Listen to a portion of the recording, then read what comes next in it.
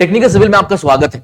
NTPC की ओर से civil engineers के लिए कुछ खास रिक्रूटमेंट्स किए जा रहे हैं। इस वीडियो में हम उन्हीं रिक्रूटमेंट्स की बात करेंगे, इसलिए अगर आप भी एक सिविल इंजीनियर हो तो इस वीडियो को आखिर तक बिना स्किप किए जरूर देखिएगा। तो जैसे आप फिलहाल देख सकते हो आपकी स्क्रीन के ऊपर एनटीपीसी का ऑफिशियल करियर पेज ओपन है। इस करियर पेज की लिंक आपको नीचे डिस्क्रिप्शन बॉक्स में मिल जाएगी, आप वहां से इस पेज को ओपन कर पाओगे। तो एनटीपीसी के इस ऑफिशियल करियर पेज के ऊपर आपको करंट ओपनिंग वाले सेक्शन में पहली एक नोटिफिकेशन ब्लिंक हो रही है यहां पर न्यू।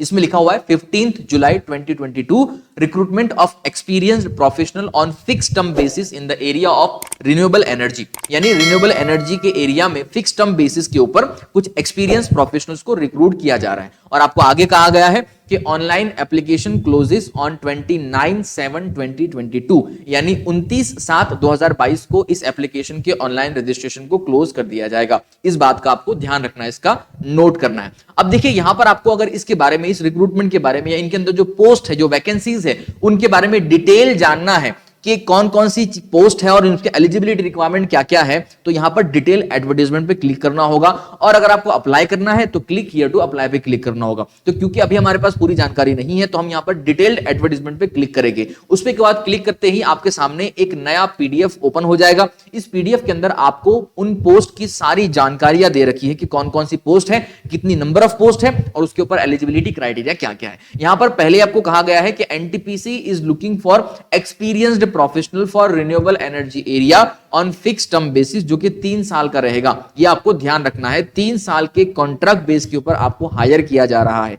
और अगर पोस्ट की बात करें तो सबसे पहली पोस्ट है यहां पर पोस्ट ए, जिसका नाम है एग्जीक्यूटिव आरई सिविल। इसमें 14 पोस्ट वैकेंट है और इन 14 पोस्ट के ऊपर वैकेंसीज को फिलअप किया जा रहा है, यानी रिक्रूट किया जा रहा है। अगर इन पोस्ट के लिए क्वालिफिकेशन की बात करें तो बी या BTech degree in civil engineering with at least 60% marks from a recognised university institution होना चाहिए। अगर आपके पास ये है तो आप आगे इसमें अप्लाई कर सकते हो। उसी के साथ साथ यहां पर एक्सपीरियंस रिक्वायरमेंट भी मांगा जा रहा है, वो है minimum 3 years post qualification experience in geotech, piling, foundation, structural steel, tower structure वगैरह वगैरह। ये आपके सामने सारे कामकाज लिखे हुए हैं। इनमें से किसी में भी आपका अगर 3 साल का एक्सपीरियंस है तो आप यहां पर अप्लाई कर सकते हो। और आगे आपको कहा गया है कि candidates having renewable energy experience will be preferred, तो ये आपके लिए प्लस पॉइंट होगा। तो ये आपको पहली पोस्ट जो 14 वैकेंसी है इसके अंदर, उसकी जानकारी थी। और आपको आगे कहा गया है कि 35 इयर्स से ज्यादा इसमें एक्सेप्टेड नहीं है एज, ठीक है। आपकी मैक्सिमम अपर एज लिमिट जो है वो 35 इयर्स है, इससे कम ही आपकी एज होनी चाहिए अगर आपको अप्लाई करना हो तो।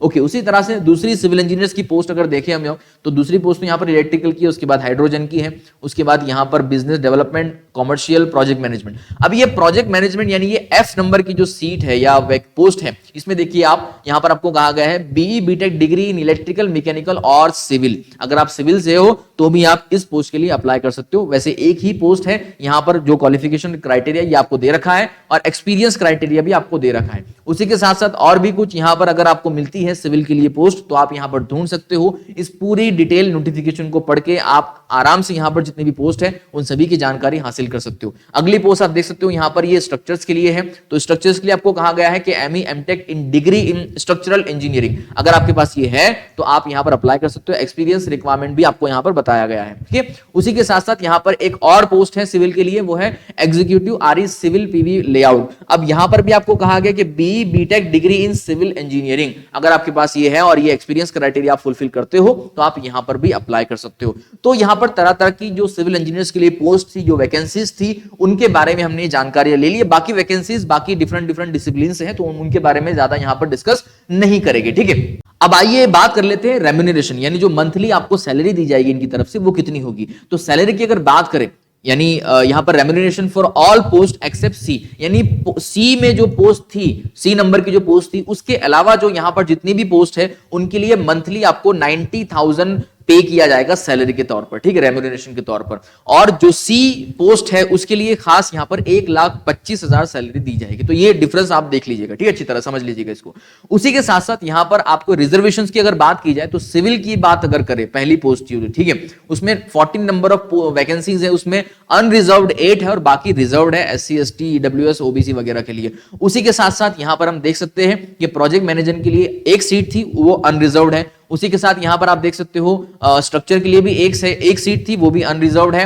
यहाँ पर सिविल के लिए एक सीट है, वो भी अनरिजर्व्ड है, फाउंडेशन के लिए एक है, वो भी अनरिजर्व्ड है। तो रिजर्वेशन का सारा क्राइटेरिया और जो उनके रिजर्वेशन के सीट्स हैं वो आपको सारे यहाँ पर डिटेल दे रखी है, आप पढ़ सकते हो आराम से, ठीक है।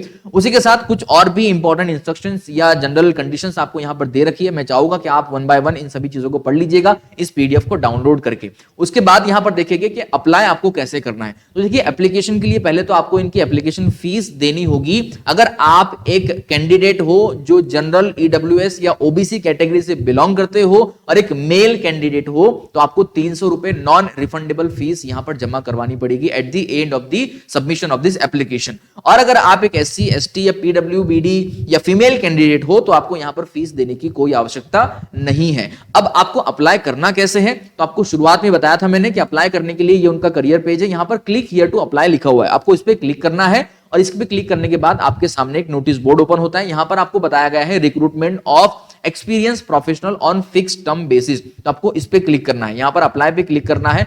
अप्लाई पे क्लिक करते हैं यहां पर आपको पहले तो कैंडिडेट लॉगिन या रजिस्टर करना पड़ेगा। अगर पहली बार आए हो तो ऑब्वियसली आपको यहां पर रजिस्टर करना पड़ेगा। तो ये न्यू यूजर या रजिस्टर पे क्लिक करके आपको अपनी लॉगिन आईडी डिटेल वगैरह देकर वहां पर रजिस्टर पहले अपने आपको करवाना पड़ेगा, उसके बाद आप आगे बढ़ सकते हो। At the end of application आपको फीस पेमेंट के बारे में बताया जाएगा कि आपको ऑफलाइन मोड से करना है या ऑनलाइन मोड से करना है। अगर आपको ऑफलाइन मोड से करना है तो एसबीआई की ब्रांच में जाना होगा और इनका एक स्पेशली ओपन अकाउंट है जहां पर आपको फीस जमा करवानी पड़ेगी और वहां से पे इन स्लिप आपको प्रिंट आउट उसका लेना पड़ेगा, ठीक है। उसी के साथ साथ अगर आपको ऑनलाइन करना है तो यहां पर जैसे ही आप अपनी जो एप्लीकेशन उसको सबमिट करोगे एट द एंड आपको पेमेंट का ऑप्शन आएगा। ऑनलाइन पेमेंट पे क्लिक करोगे तो आपके पास पेमेंट की मेथड आ जाएगी जिसमें नेट बैंकिंग, डेबिट कार्ड वगैरह वगैरह के ऑप्शन होंगे, आप वहां से इजीली पे कर सकोगे, ठीक है। और ध्यान रखिएगा कि ये जो फीस आप पे करोगे ये नॉन रिफंडेबल रहेगी, किसी भी सर्कमस्टेंसेस के अंदर आपको ये रिफंड नहीं किए जाएगी। तो अगर आप इसमें एलिजिबल हो, अगर आपको लगता है सारे क्राइटेरिया आप फुलफिल करते हो तो ही आप इसमें अप्लाई कीजिएगा। यहां पर कुछ इंपॉर्टेंट डेट्स हैं वो भी आप देख लीजिए। कमेंसमेंट ऑफ ऑनलाइन एप्लीकेशन यानी इसके रजिस्ट्रेशन 15/7/2022 से शुरू हो चुके हैं और इसकी लास्ट डेट है 29/7/2022। तो ये एनटीपीसी की तरफ से जो रिक्रूटमेंट किए जा रहे हैं उनकी डिटेल्ड अपडेट और नोटिफिकेशन के बारे में डिस्कशन हमने कर लिया और अपडेट आपको मैंने दे दी। इसी के साथ साथ इस वीडियो को हम यहां पर समाप्त करते हैं और भी इसी तरह से ढेर सारी वीडियो अपडेट्स और जॉब के बारे में इंफॉर्मेशन हम इस यूट्यूब चैनल के माध्यम से आप तक पहुंचाते रहेंगे, इसलिए आप हमारे इस यूट्यूब चैनल के साथ बने रहिएगा। मिलते हैं अगली वीडियो में, धन्यवाद।